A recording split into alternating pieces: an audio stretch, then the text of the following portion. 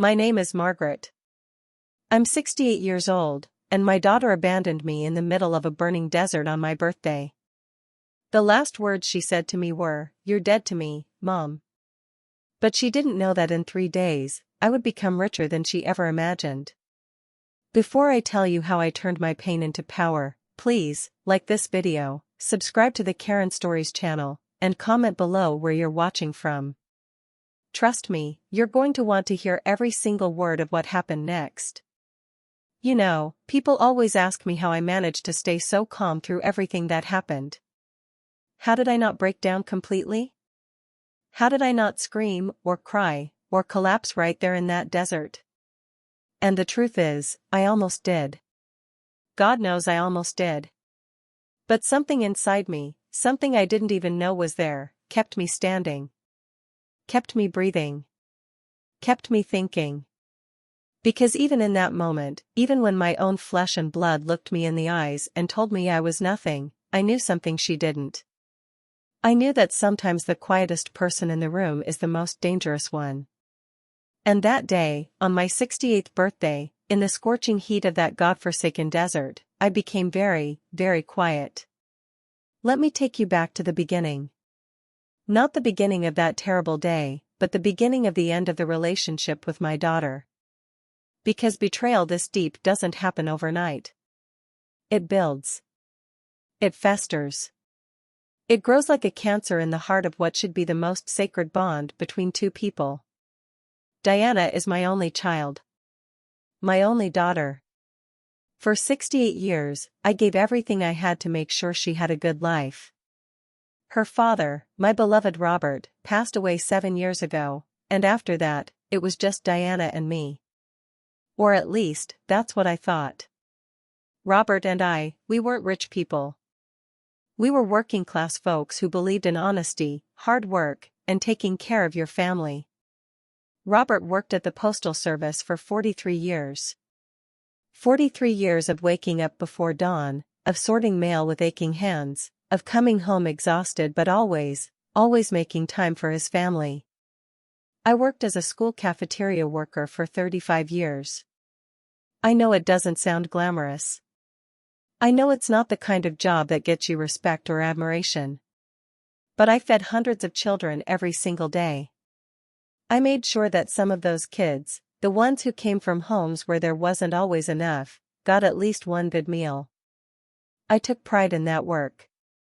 I took pride in being someone who contributed, who mattered, who made a difference even in a small way.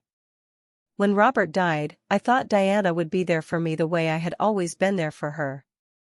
When she was sick and had pneumonia, I sat by her bedside for 3 days straight, barely sleeping, making sure she was breathing, making sure she was comfortable. When she was 16 and got her heart broken by that awful boy, Tommy Richardson, I held her while she cried for hours. When she was 23 and lost her job, I gave her money I couldn't really afford to give, money I had been saving for a new roof, because I couldn't stand to see my baby struggling. That's what mothers do. We sacrifice. We give. We love without conditions, without keeping score, without expecting anything in return. But after Robert died, Diana changed. Or maybe she didn't change at all. Maybe I was just finally seeing who she really was underneath all those years of pretending. At first, it was small things. She'd cancel our weekly dinners at the last minute. She'd forget to call on important days. She'd show up at my house not to visit, but to ask if she could borrow money. And fool that I was, I gave it to her. Every single time. Because she was my daughter, and I thought that's what you do for your family. Then it escalated. She started asking about my finances. How much was the house worth? What kind of savings did I have? What about Robert's life insurance? Did I have a will? At first, I brushed it off. I told myself she was just concerned about me, making sure I was secure in my old age. But there was something in her eyes when she asked those questions. Something cold. Something calculating. Something that made my stomach turn even though I didn't want to admit it to myself. About 6 months before my 68th birthday, I started noticing that money was disappearing from our joint bank account. Yes, we had a joint account. I had added her to it years ago, when Robert first got sick, because I thought if something happened to me, she'd need access to take care of things. It seemed like the responsible thing to do at the time. But hundreds of dollars would vanish, and when I'd ask Diana about it, she'd get defensive. She'd say she needed it for emergencies. She'd say I was being paranoid. She'd say I was getting old and confused and probably just forgot about withdrawals I had made myself. That hurt. God, that hurt more than the missing money. To have your own child tell you that you're losing your mind, that you can't trust your own memory, that you're becoming a burden. I started keeping a notebook, writing down every transaction, just to prove to myself that I wasn't crazy. And I wasn't. Diana was stealing from me. My own daughter was stealing from me. But here's the thing nobody tells you about betrayal. It doesn't hit you all at once like a punch to the face. It seeps in slowly, like poison in your bloodstream. You make excuses. You tell yourself stories. You convince yourself that you're misunderstanding, that you're being too harsh, that surely your own child wouldn't do this to you. You blame yourself. You think maybe if you had been a better mother, if you had given her more, if you had somehow done things differently, she wouldn't be treating you this way. I spent so many nights lying awake in that empty house, Robert's side of the bed still cold after all those years, wondering where I went wrong. Wondering what I could have done differently. Wondering why the person I loved most in this world seemed to hate me. And the worst part? I never stopped loving her. Even when she was cruel, even when she was manipulative, even when she looked at me like I was nothing more than an obstacle standing between her and what she wanted, I loved her. Because she was my daughter. Because I'm her mother. Because some bonds are supposed to be unbreakable. Then came my 68th birthday. March 17th. I remember the date because it was also Robert's favorite day of the year, St. Patrick's Day. He loved the celebration, the music, and the sense of community. Every year on my birthday, he'd make me feel like the most special woman in the world. After he died, my birthdays became quiet, sad affairs. Just me and a store-bought cake, sitting alone in my kitchen, trying not to think about how empty the house felt. But this year, Diana called me 3 days before. She sounded excited, which was unusual. She said she wanted to take me out for my birthday. She had a surprise planned. She said it was time we reconnected, that she'd been a bad daughter lately and she wanted to make it up to me. And God help me, I believed her. I wanted so desperately to believe that my daughter still loved me, that there was still something worth saving in our relationship, that maybe, just maybe, things could go back to the way they used to be. The morning of my birthday, I woke up early. I took extra care getting ready, putting on my nicest dress, the blue one with the floral pattern that Robert had always loved.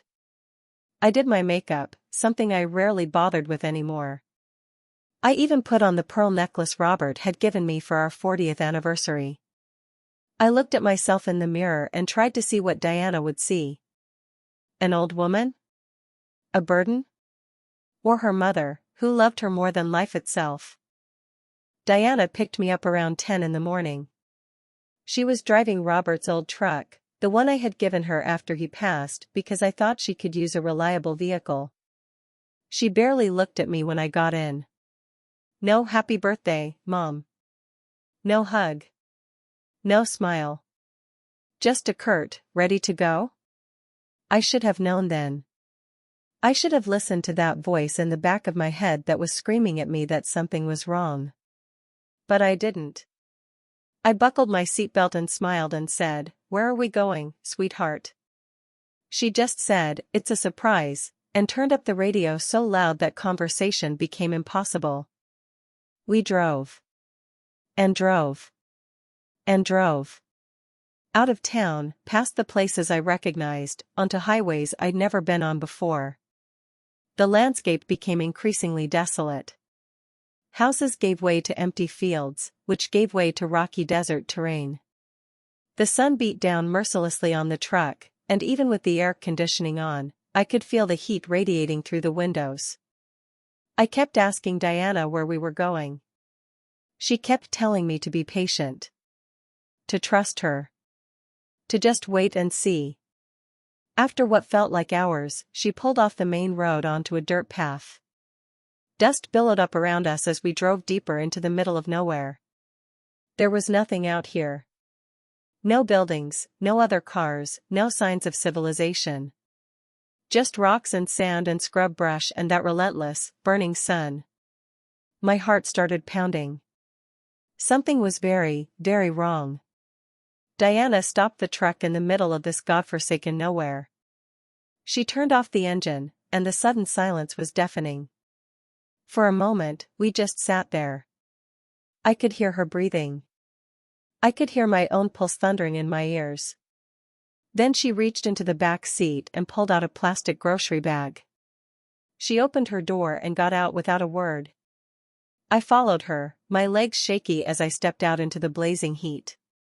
The air hit me like a physical force. It must have been over 100 degrees. The ground shimmered with heat waves. There wasn't a cloud in the sky, just that merciless sun burning down on us. Diana walked around to where I was standing. She shoved the bag into my hands. I looked inside. There was a single bottle of water and an old blanket, thin and ratty. I looked up at her, confused, starting to feel the first real tendrils of fear creeping up my spine. Diana, what is this? What's going on? She looked at me then. Really looked at me. And what I saw in her eyes made my blood run cold. There was nothing there. No love, no warmth, no recognition of who I was to her. She looked at me the way you'd look at a piece of garbage you were throwing away. With disgust. With annoyance. With complete and utter indifference. I can't do this anymore, Mom, she said, her voice flat and cold. You're a burden. You're always needing something, always wanting attention, always in the way. I have a life to live, and I can't keep dragging you along with me. I couldn't breathe. I couldn't process what I was hearing. This was my daughter. My baby girl. The child I had grown in my body, nursed at my breast, rocked to sleep 1,000 times. The little girl who used to climb into my lap and say, I love you bigger than the sky, Mommy. Diana, please, I said, my voice shaking. Whatever I did to upset you, I'm sorry. We can talk about this. Just take me home and we'll. There is no home for you anymore, she cut me off. I'm taking the house. I'm taking your money. I'm taking everything, and you can't stop me because you already gave me access to it all. You're old, Mom. You're useless. And honestly? The world would be better off without you in it. The words hit me like physical blows. Each one landed in my chest, stealing my breath, making my heart feel like it was being ripped apart. I wanted to scream. I wanted to cry. I wanted to grab her and shake her and demand to know where my real daughter was, because this couldn't be her. This monster standing in front of me couldn't be the child I had raised. You'll rot here alone, she continued, her voice getting even colder, if that was possible. No one's going to find you. No one's going to look for you. Because no one cares about you, Mom. No one ever did. Dad only stayed with you because he felt sorry for you. And me? I've been counting down the days until I can get rid of you. She turned toward the truck. I reached out, grabbed her arm. She shook me off violently. You're dead to me, Mom, she said, those final, devastating words. You hear me? Dead. She got in the truck. She started the engine. And she drove away, leaving me standing there in the middle of that desert with nothing but a bottle of water and an old blanket and a broken heart that I didn't think could ever be repaired. I watched the truck disappear in a cloud of dust. I watched until I couldn't see it anymore, until it was just me and the desert and the sun and the silence. And then, finally, I allowed myself to feel it. The pain. The betrayal. The absolute devastation of what had just happened. I wanted to scream, but I stayed silent. Because even in that moment of complete and utter despair, something inside me knew. I knew something Diana didn't. And I knew that silence could be the loudest form of revenge. But first, I had to survive. I looked around, trying to get my bearings. In every direction, there was nothing but desert. No landmarks I recognized, no signs pointing me toward civilization. The dirt road Diana had driven down stretched behind me, disappearing into shimmering heat waves. I had no phone. Diana had asked me not to bring it, saying we were going somewhere special and she wanted me to be present for once. Another lie. Another manipulation. I picked up the bag she'd left me. The water bottle was half full, probably left over from one of her gym sessions. The blanket smelled musty and old. This was what my life was worth to her. Half a bottle of water and a discarded blanket. 68 years of love and sacrifice, and this was what I got in return. I started walking. I didn't know which direction was right, but I knew I couldn't just stand there. The sun was brutal. Within minutes, I could feel my skin burning. My mouth was already dry. I took tiny sips of the water, trying to ration it, not knowing how far I'd have to walk before I found help. If I found help. Every step was agony. I'm 68 years old. I have arthritis in my knees and hips. I haven't walked more than a few blocks in years. But I kept moving, because the alternative was lying down in that desert and dying, and I'll be damned if I was going to give Diana the satisfaction of succeeding in what I now realized was her plan to kill me. Because that's what this was. Attempted murder. My own daughter had tried to murder me. The thoughts that went through my head as I walked were dark. So dark. I thought about every moment I had sacrificed for her. Every time I went without so she could have more. Every dream I deferred because being her mother came first. I thought about the time I sold my grandmother's engagement ring, the only valuable thing I owned, to pay for Diana's college textbooks because she'd spent her book money on clothes. I thought about working double shifts when she was young so I could afford to send her to summer camp with her friends. I thought about every birthday, every Christmas, every ordinary Tuesday when I showed up for her, loved her, supported her, believed in her. And she repaid me by leaving me to die in the desert. The anger started then. At first, it was just a small flame, flickering in the midst of all that pain and heartbreak. But with every painful step, it grew. It burned hotter and brighter until it was all I could feel. How dare she? How dare she treat me like I was nothing? How dare she look me in the eyes and tell me I was a burden, that the world would be better off without me? How dare she take everything I had worked for, everything Robert and I had built together, and claim it as her own while discarding me like trash? I don't know how long I walked. Time lost all meaning in that desert.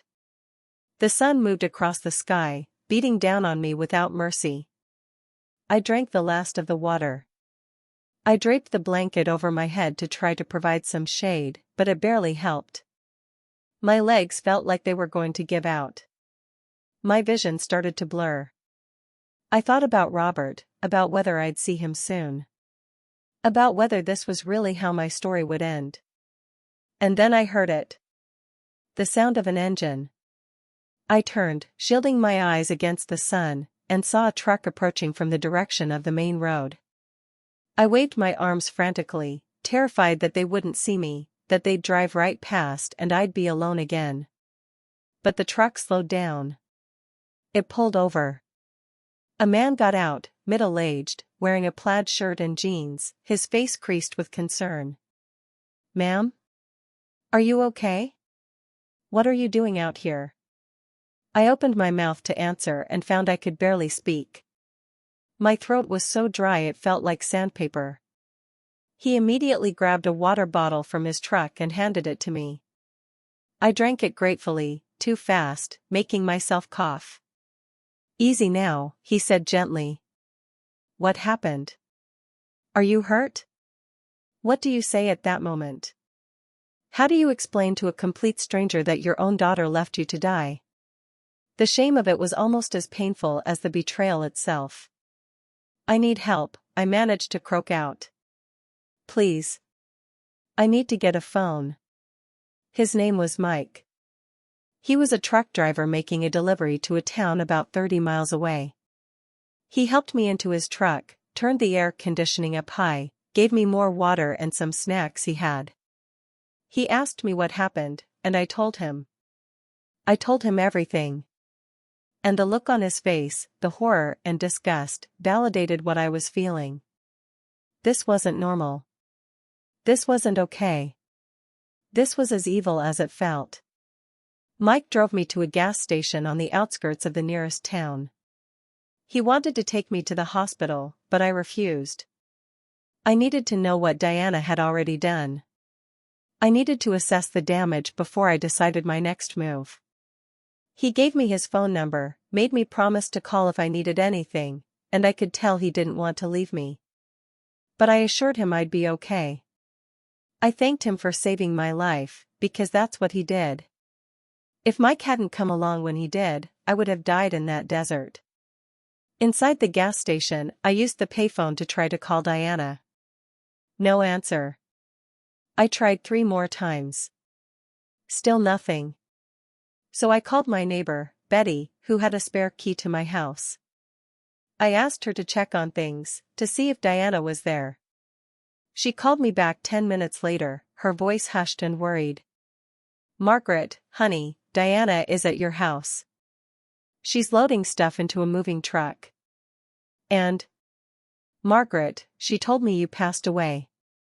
She said she was cleaning out the house. She said the funeral was private, family only." I'm so confused. What's going on? I felt rage unlike anything I'd ever experienced. She told people I was dead. She was already moving into my house, taking my belongings, erasing my existence. This wasn't impulsive. This wasn't a moment of anger or temporary insanity. This was calculated. Premeditated. She had planned this. She had planned to kill me and take everything I had. "Betty," I said, keeping my voice steady despite the fury coursing through my veins, "I'm alive. I'm fine. Don't tell Diana we talked. Don't tell her anything. I'll explain everything later, but right now, I need you to trust me. Can you do that?" Betty agreed, though I could hear the confusion in her voice. I hung up and stood there in that gas station, surrounded by the smell of stale coffee and gasoline, trying to decide what to do next. I could call the police. I could report what Diana had done. I could have her arrested for attempted murder, for theft, for fraud. But then I remembered something. Something that made me smile for the first time since this nightmare began. 3 weeks ago, I went to the Social Security office. After Robert died, I had been surviving on his small pension and my own even smaller one. But I'd never filed for the government pension I was entitled to as a long-time federal worker. I had put it off, the paperwork seeming too daunting, the process too complicated. But 3 weeks ago, I finally did it. I filled out all the forms, provided all the documentation, and submitted my claim. And 10 days ago, I received a letter confirming that my claim had been approved. I was entitled to a lump sum payment of $900,000, representing years of accumulated benefits I'd never claimed. $900,000 that would be deposited directly into my personal checking account, the one that Diana didn't have access to, in 3 days. 3 days from my birthday. 3 days from the day she left me to die. Diana had no idea. She thought the joint savings account with its $23,000 was all I had. She thought the house, worth maybe $250,000, was the grand prize. She had abandoned me, tried to kill me, destroyed our relationship, all for less than $300,000. In 3 days, I would have nearly $1 million that she would never, ever touch. I started laughing. Standing there in that gas station, probably looking like a crazy woman, I laughed until tears streamed down my face. Sometimes silence is the loudest revenge. And sometimes patience is the sweetest torture you can inflict on someone who has wronged you. I didn't call the police. Not yet. Instead, I called Robert's old friend, Thomas Garrett. Thomas is a lawyer, a good one, and someone Robert trusted implicitly. I explained the situation to him. Every detail. He listened without interrupting, and when I finished, he was quiet for a long moment. "Margaret," he finally said, his voice tight with anger, "what Diana did is attempted murder. We need to get you somewhere safe and call the police immediately." "No," I said firmly. "Not yet. I need you to help me with something first." I explained my plan. Thomas was hesitant at first, arguing that we should involve law enforcement immediately. But I convinced him. I convinced him that sometimes the legal system isn't enough. Sometimes you need justice that goes deeper than a courtroom. Sometimes you need the person who wronged you to truly understand what they've lost. Thomas agreed to help. He picked me up from the gas station and took me to a hotel. He paid for the room in cash so there'd be no paper trail. I took the longest, hottest shower of my life, washing off the desert dirt and sweat, watching it swirl down the drain like I wished I could wash away the events of the day. But the pain stayed. The betrayal stayed. The image of my daughter's cold eyes as she told me I was dead to her, that stayed most of all. Over the next 3 days, I stayed in that hotel room. I didn't contact anyone except Thomas. I watched television without really seeing it. I ate food without tasting it. Mostly, I thought. I thought about my life, about the choices I'd made, about the woman I'd become. I thought about Diana, about where things went wrong, about whether I could have prevented this. And I thought about what came next. Thomas worked tirelessly on my behalf. He set up a new bank account at a different bank, one Diana couldn't trace. He prepared paperwork to transfer the deed of the house to a trust. He consulted with other lawyers about the best way to proceed. And he checked in with me multiple times a day, making sure I was okay, offering to bring me food or anything else I needed. On the 3rd day, the day my pension was supposed to be deposited, I waited by the phone. Thomas had arranged for the bank to call me as soon as the funds cleared. At 2:30 in the afternoon, my phone rang. $900,000 had been deposited into my account. I was, quite literally, a millionaire. I didn't feel joy. I didn't feel excited.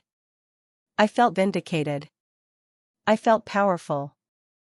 For the first time since Diana had abandoned me in that desert, I felt like I had control again. "Thomas," I said when I called him, "it's time. Let's do this." He came to the hotel within the hour with all the paperwork I needed to sign. First, I transferred every penny of that $900,000 to the new private account he'd set up for me. Then I called the bank where Diana and I had the joint account. I removed her as an authorized user and froze her debit card. The $23,000 that was in that account was money Robert and I had saved together. It was my money.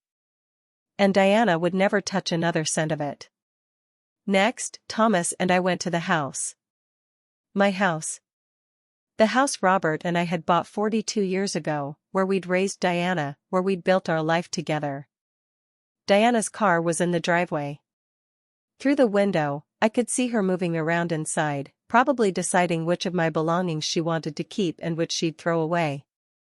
Thomas had already drawn up the paperwork to sell the house. I had signed everything the day before. Now we had a buyer lined up, a cash buyer who could close in less than a week. The house would be gone, sold out from under Diana before she even realized what was happening. But first, I wanted her to know I was alive. I wanted to see her face when she realized her plan had failed. We didn't go inside. Instead, I took out the phone Thomas had bought me and I called Diana. She answered on the third ring, her voice annoyed. What? Just that. No hello. No courtesy. Just what, like I was an irritation interrupting her day. I didn't speak right away.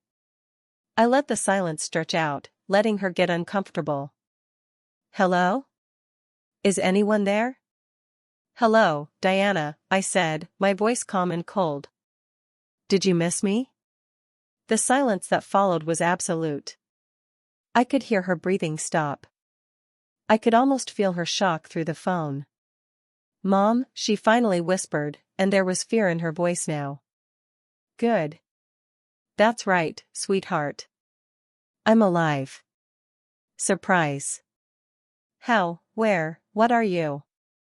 Did you really think I'd just lie down and die for you? I asked, and I couldn't keep the anger out of my voice anymore. Did you really think you could abandon your own mother in the desert and just take everything she had?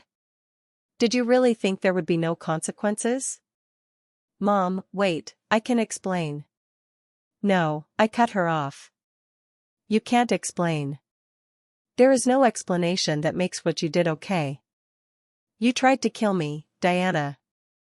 You looked me in the eyes and told me I was worthless, that I was a burden, that the world would be better off without me. And then you left me to die. I wasn't going to actually let you die, she said, and her voice was defensive now, like she was the victim in all of this. I was just trying to teach you a lesson. You're always so needy, always calling me, always wanting something. So you decided to murder me? I said incredulously.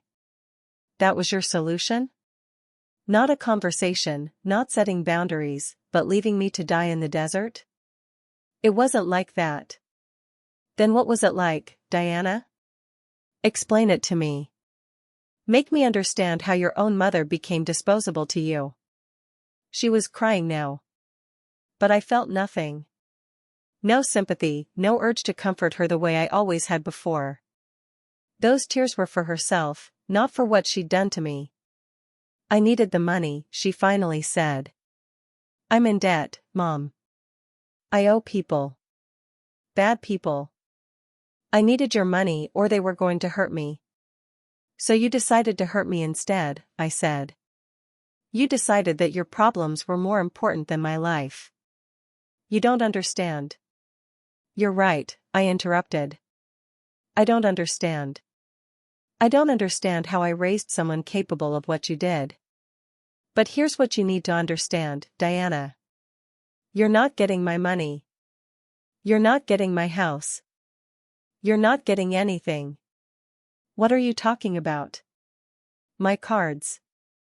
Your cards don't work anymore, I said, satisfaction flooding through me. Because I removed you from all my accounts. That $23,000 you were planning to steal? It's mine. This house you're standing in right now? I'm selling it. In fact, I've already sold it. The new owners take possession next week. So whatever you've moved in, whatever you've taken, you better pack it back up because you're going to need to find somewhere else to live. You can't do that, she screamed. That's my house. You promised. I promised nothing, I said coldly. And even if I had, you voided any promises the moment you left me in that desert. You told me I was dead to you, remember? So why are you calling a dead woman?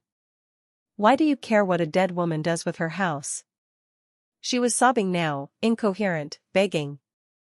Saying she was sorry, that she didn't mean it, that she'd been desperate, that she loved me.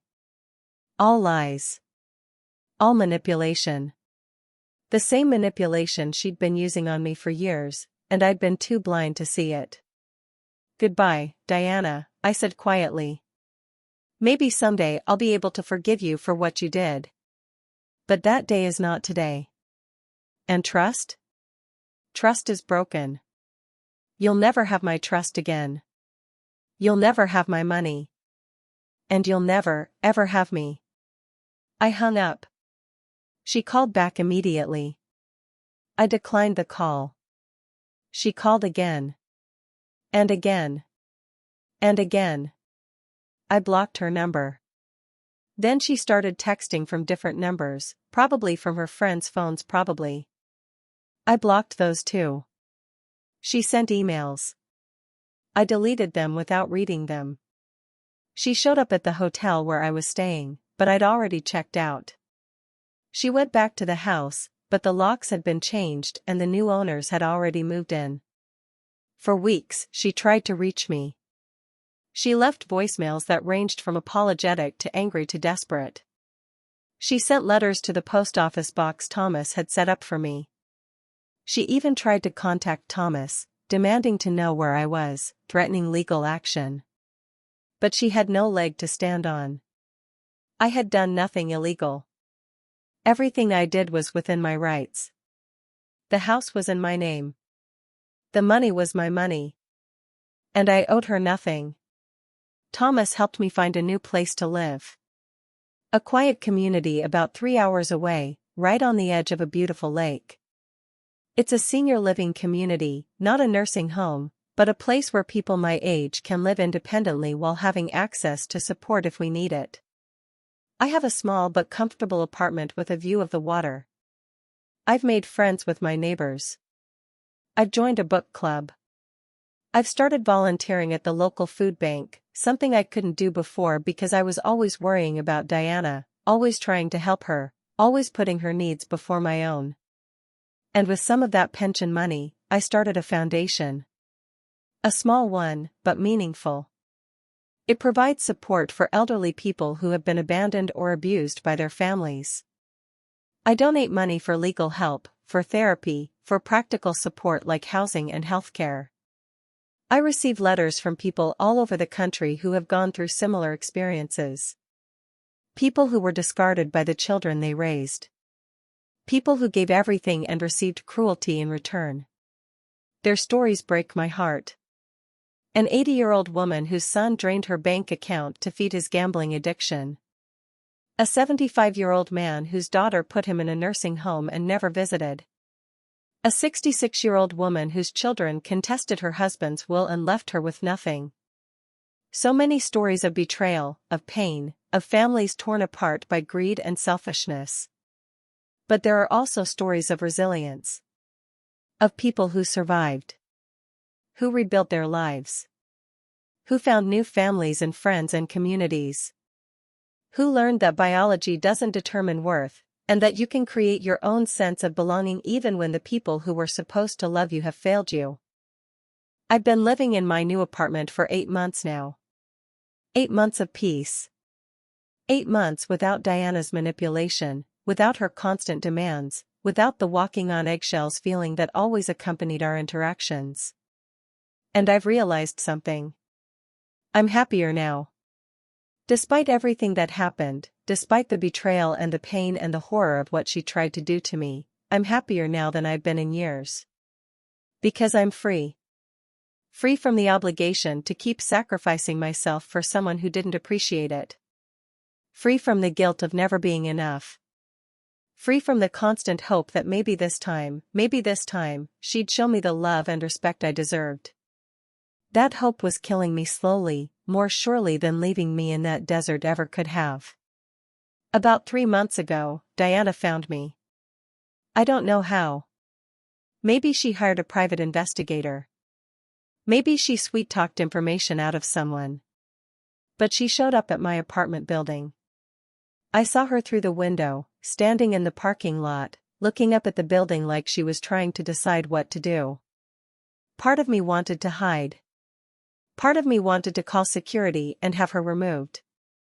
But another part of me, the part that still remembered the little girl she used to be, wanted to hear what she had to say. So I went downstairs.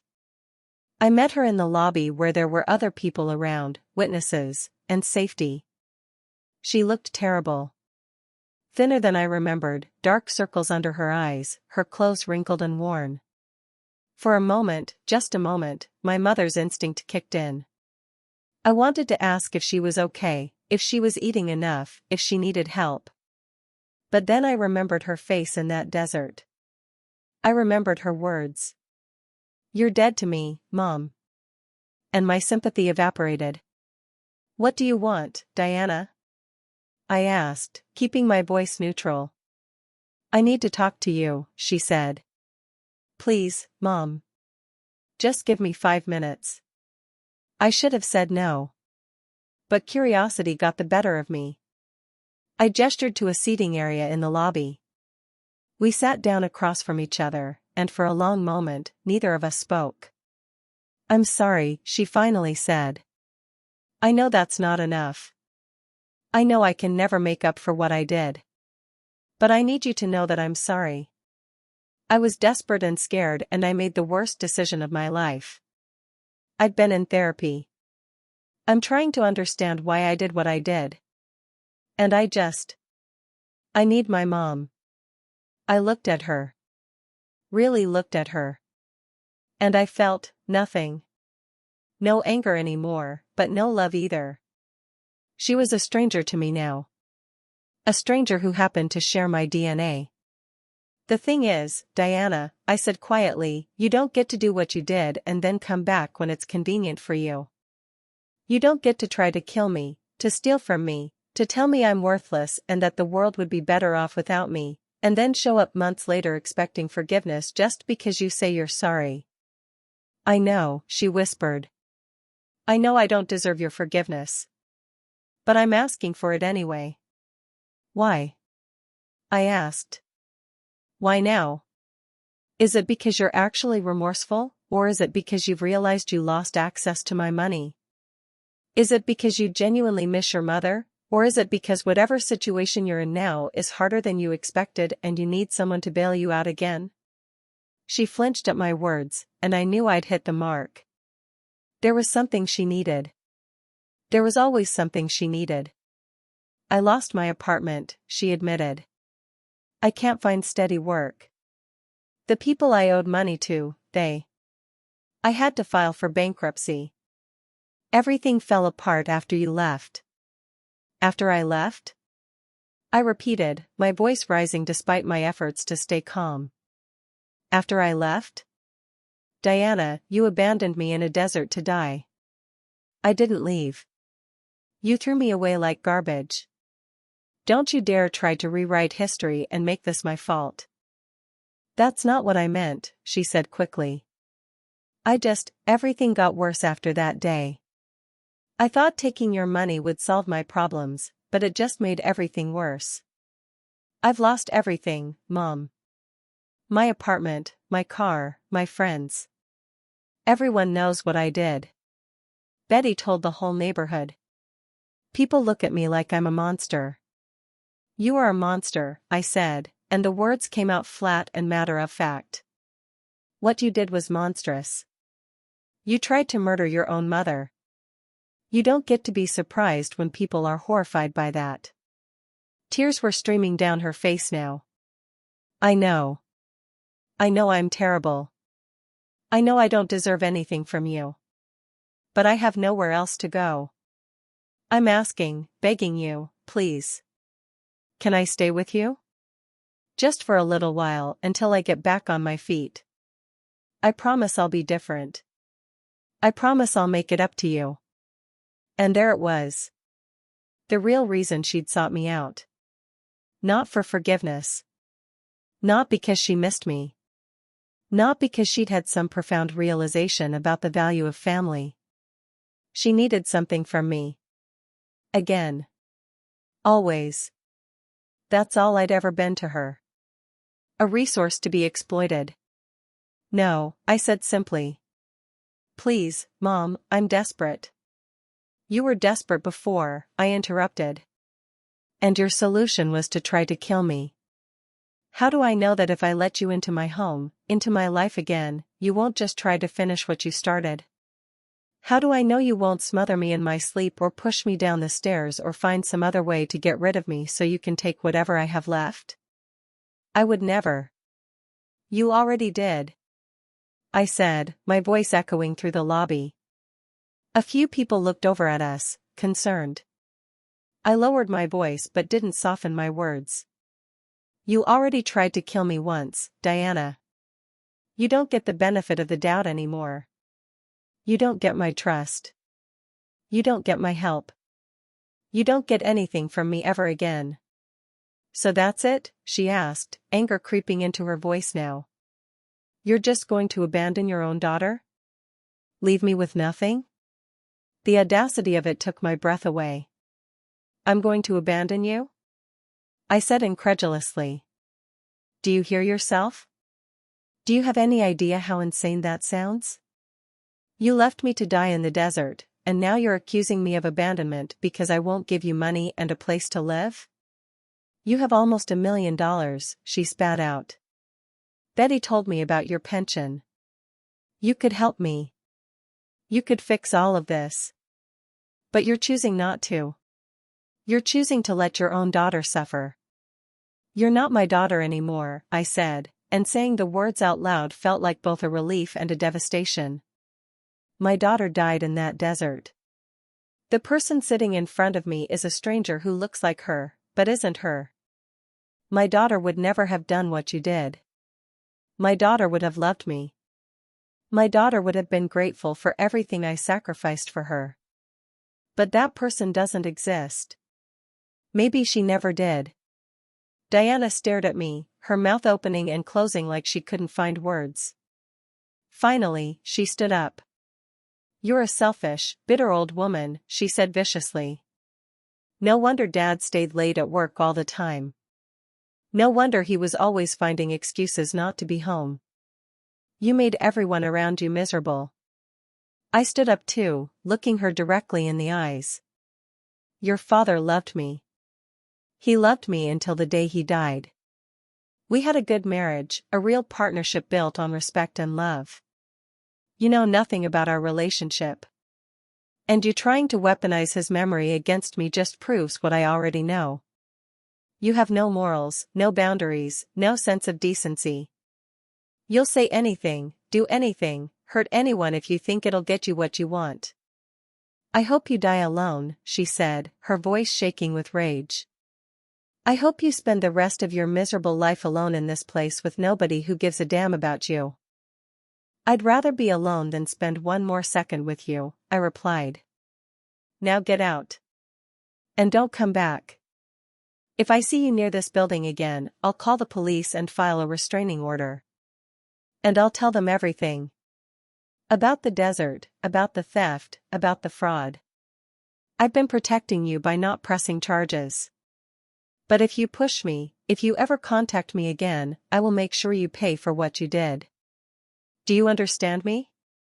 She looked like she wanted to say something else, to throw one more verbal grenade at me, but something in my face must have convinced her I was serious. She turned and walked out of the lobby, and I watched through the glass doors as she got into a beat-up old car and drove away.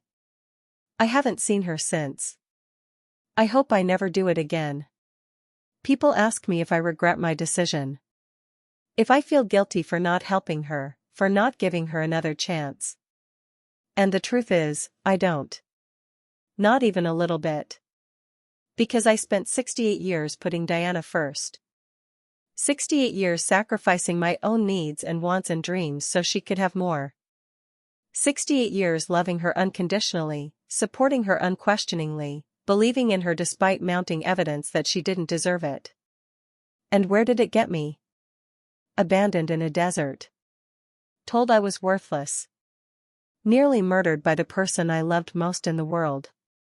So no, I don't feel guilty. I feel liberated.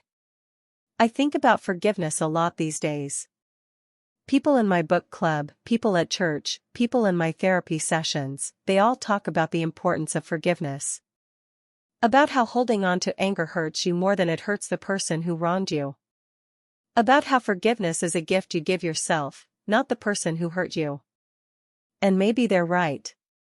Maybe someday I'll get to a place where I can truly forgive Diana for what she did.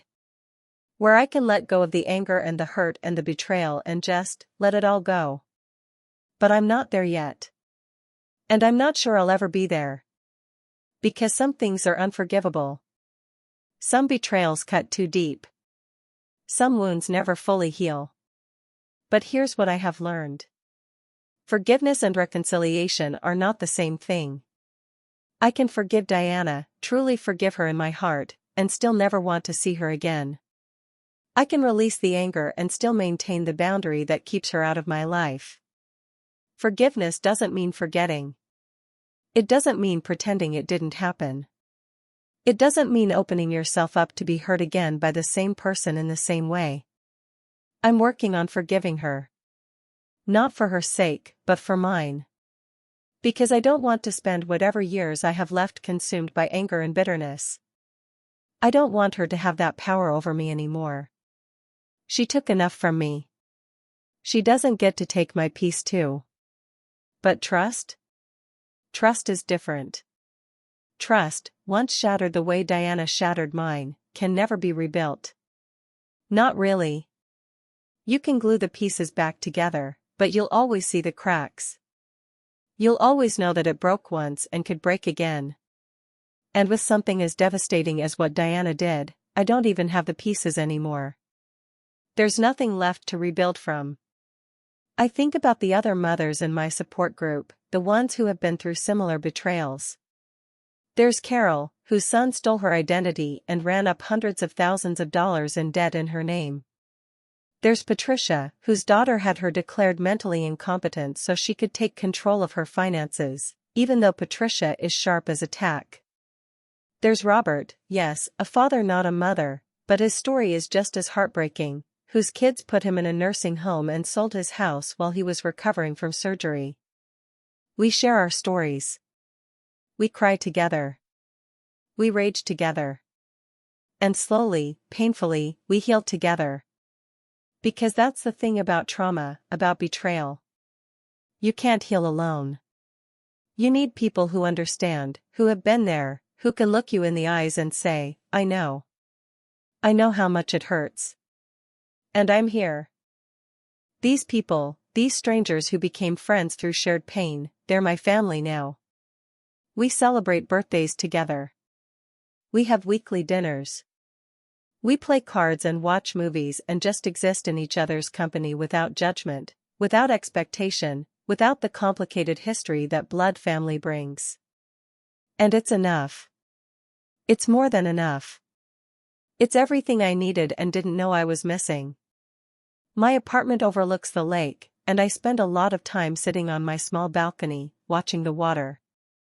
It changes every day. Sometimes it's calm and glassy, reflecting the sky like a mirror. Sometimes it's choppy and dark, waves crashing against the shore.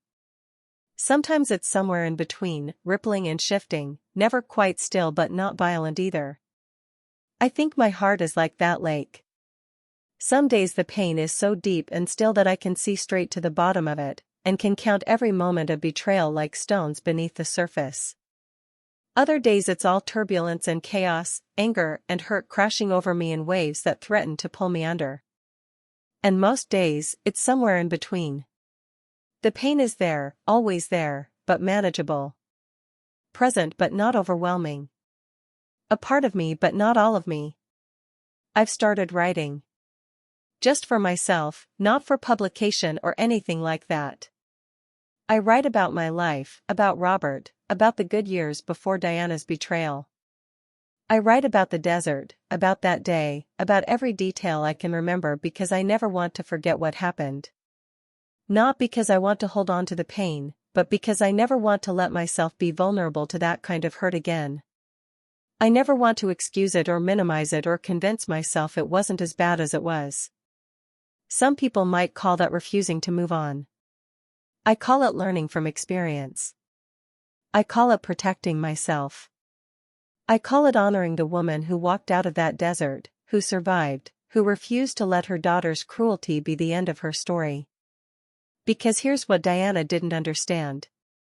Here's what she'll never understand. She thought I was weak. She thought I was needy and pathetic and so desperate for her love that I'd accept any treatment, forgive any betrayal, tolerate any abuse. She thought abandoning me in the desert would break me completely, and even if I survived, I'd come crawling back to her because I had nowhere else to go. But she was wrong. So completely, utterly wrong. I'm not weak. I never was. Loving someone deeply, sacrificing for them, putting their needs before your own, that's not weakness. That's strength. That's courage. That takes a kind of bravery that Diana will never possess. And when she threw that love back in my face, when she tried to destroy me, she didn't break me. She freed me. I don't need her. I never needed her the way she needed me. I loved her, yes. I wanted her in my life, yes. But I don't need her to be happy, to be whole, to be valuable. My worth isn't determined by whether my daughter loves me. My worth is inherent. I matter because I exist, because I contribute, because I'm a human being deserving of dignity and respect. And anyone who can't see that, who can't treat me accordingly, doesn't deserve a place in my life. It's been over 8 months since that day in the desert. 8 months since my 68th birthday. 8 months since the worst thing that ever happened to me. And you know what? I'm okay. More than okay, really. I'm building a new life. I have new friends. I have purpose through my foundation work. I have peace in this quiet community by the lake. I have enough money to live comfortably for the rest of my days without worrying about every penny. Do I still hurt? Yes. Every single day. Betrayal isn't something you just get over. It's not like a broken bone that heals and then you're fine. It's more like a scar. It's always there, a permanent mark on your heart. Sometimes it aches. Sometimes you forget about it for a while. But it never fully goes away. But I'm learning to live with it. I'm learning that you can carry pain and joy at the same time. That you can grieve what you lost while celebrating what you found. That you can be heartbroken over your daughter's betrayal while being grateful for your new friends, your new life, your new sense of self. Last week was my 69th birthday. My friends in the community threw me a party. Nothing fancy, just cake and coffee in the common room, but it was lovely. They sang to me. They gave me cards and small gifts. They made me feel seen and valued and loved. And I realized something. This was the first birthday in decades where I wasn't anxious. I wasn't wondering if Diana would remember, if she'd call, if she'd show up, if she'd be kind or cruel or somewhere in between. I wasn't waiting for anything from anyone. I was just present, in that moment, surrounded by people who genuinely cared about me. People who wouldn't hurt me. People who saw me as a person, not as a resource. People who, in the relatively short time I'd known them, had shown me more authentic love than my own daughter had in years. And I thought about Diana. I wondered where she was, what she was doing, if she was okay. And I realized that I could wonder about her, could even hope she was figuring her life out, without wanting her back in mine. I could wish her well from a distance without opening myself up to being hurt by her again. I could have compassion for the struggles she's facing as consequences of her own choices without taking responsibility for fixing those struggles. That's growth, I think. That's healing. Not forgetting, not excusing, but finding a way to exist with the reality of what happened without letting it consume you entirely. I still have nightmares sometimes. I'm back in that desert, the sun beating down on me, watching Diana drive away. Sometimes in the dreams, I can't move. I'm frozen in place, watching her leave, unable to scream or run or do anything but stand there as she disappears. I wake up with my heart pounding, my sheets soaked with sweat, the Arizona heat still somehow burning my skin even though I'm safe in my climate-controlled apartment 3 states away. But then I look around. I see the soft glow of the streetlights reflecting off the lake outside my window. I hear the gentle sounds of the building at night, the hum of air conditioning, the occasional footsteps in the hallway above me. I feel the softness of my bed, so different from the hard, hot ground of that desert. And I remind myself, I survived. I'm here. I'm safe. She can't hurt me anymore. The money helps, I won't lie about that. $900,000 is more than I ever imagined having. It's enough to ensure I'll never be dependent on anyone again. Never have to rely on Diana or anyone else for my basic needs. Never have to make choices based on financial desperation. There's freedom in that. Security. Peace of mind. But more important than the money is the clarity it brought. Diana didn't know about the pension when she abandoned me. She thought she was taking everything I had.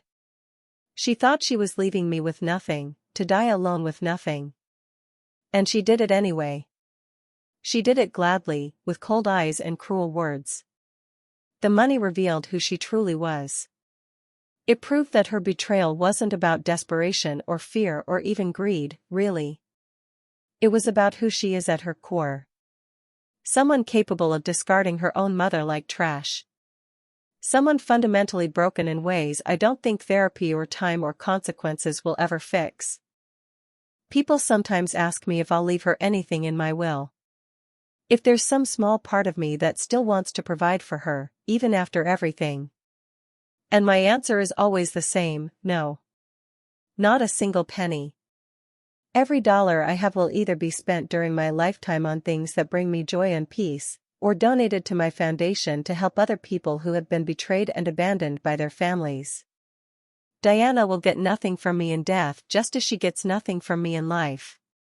Because she already took everything she was ever going to get from me. And it wasn't enough for her then. It never would have been enough. I've had a lot of time to think about what went wrong. Where did I fail as a mother? What did I do or not do that resulted in raising someone capable of such cruelty? And the truth is, I don't know. I've talked to therapists, to other parents who've been through similar situations, to anyone who might have insight.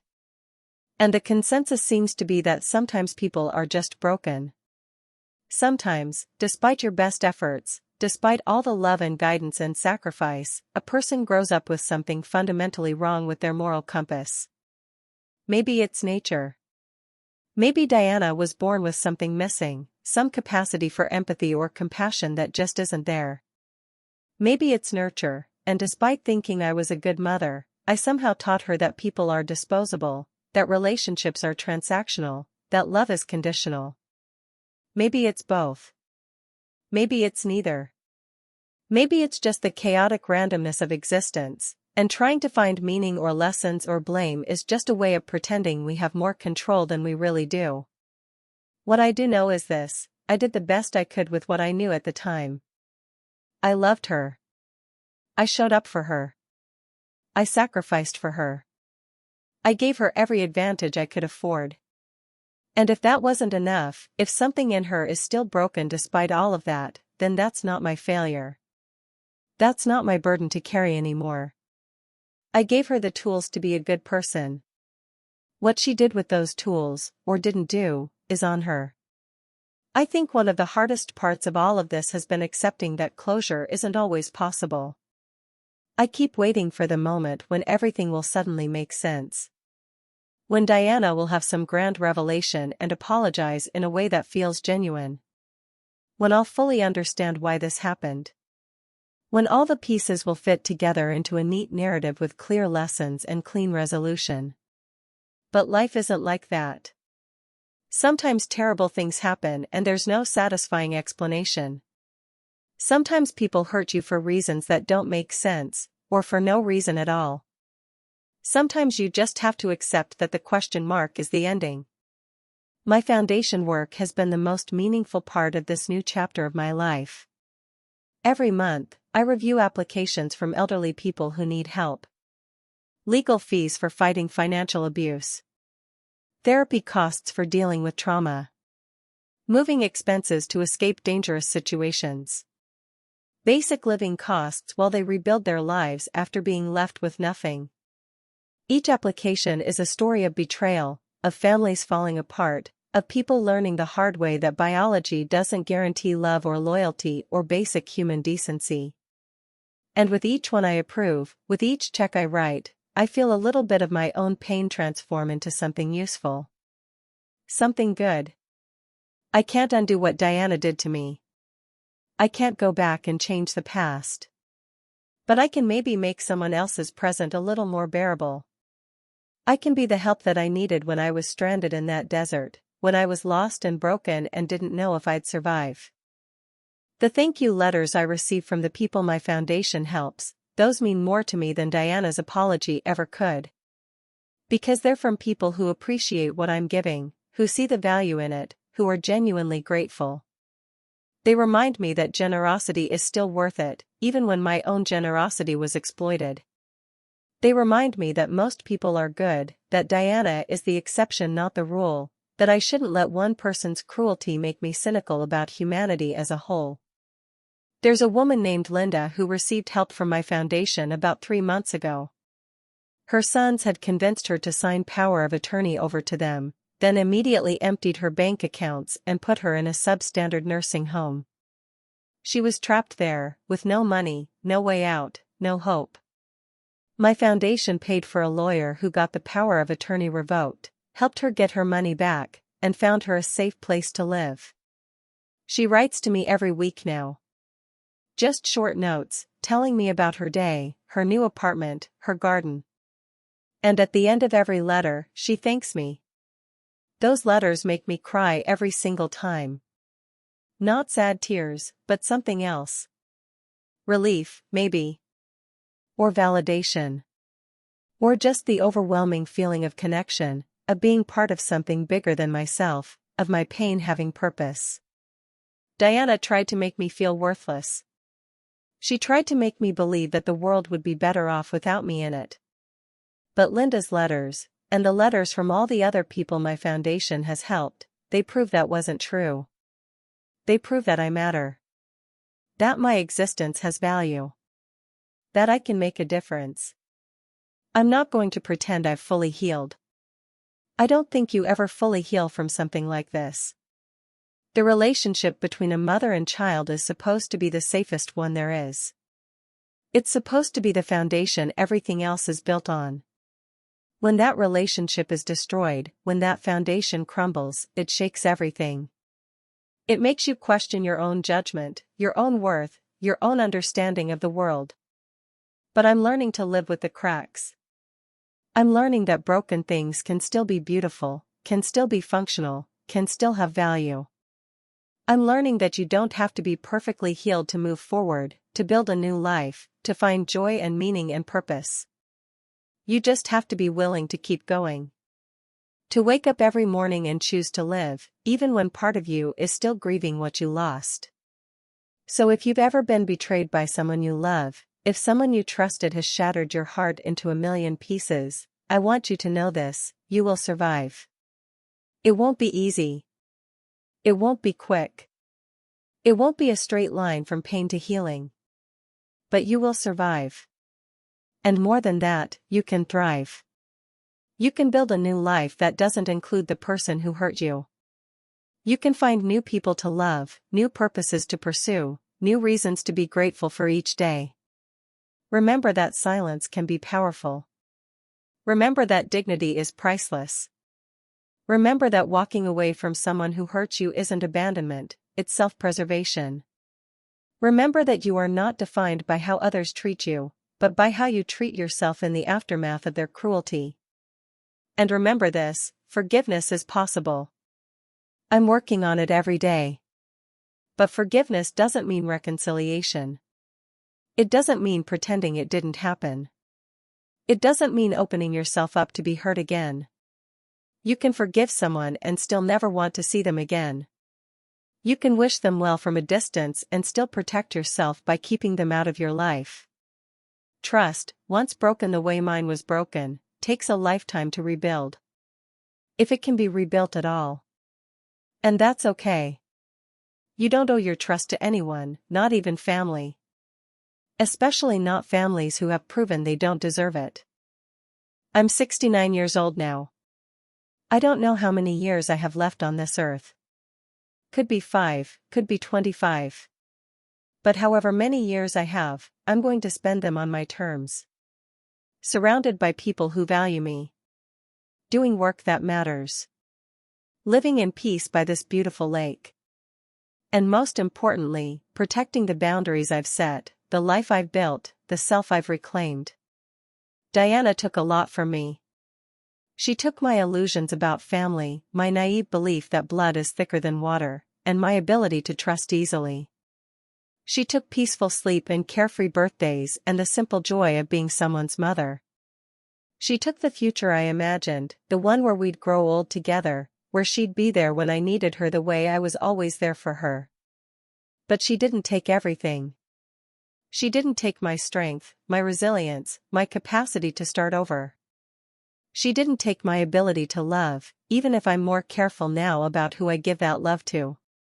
She didn't take my sense of self-worth, even though she tried. She didn't take my life, even though that was clearly her intention. I walked out of that desert. And I'm still walking. Forward, always forward. Into a future that looks nothing like what I planned, but is mine nonetheless.